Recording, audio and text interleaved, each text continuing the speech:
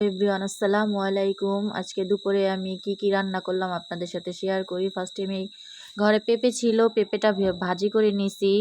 আর সাথে মাছ ভুনা করব, তো পাবদা মাছ ছিল ঘরে, পাবদা মাছটা আমি নিয়ে নিছি ভালো মতন পরিষ্কার করে ধুয়ে নিছি। এখন আমি হলুদ মরিচ মাখিয়ে মাছগুলা ভালো মতন ভেজে নিব।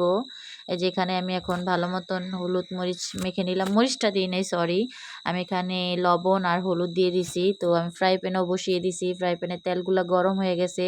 এখানে আমি যে ফ্রাই প্যানে মাছগুলো দিয়ে দিব। দেখুন গ্রাম বাংলার দৃশ্য দেখে কার না ভালো লাগে, আমার তো এখন ঢাকা শহর ভালোই লাগে না।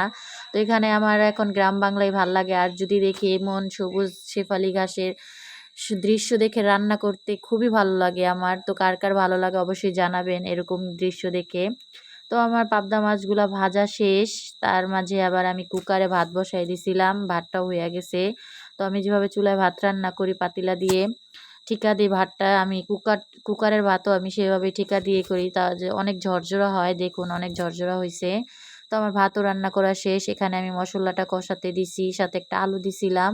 আলুটা খুবই পছন্দ আমার, তাই আমি সবকিছুতে আলুটা প্রায় সময় অ্যাড করি। এই যে দেখুন আমার মশলাটাও কষানো শেষ।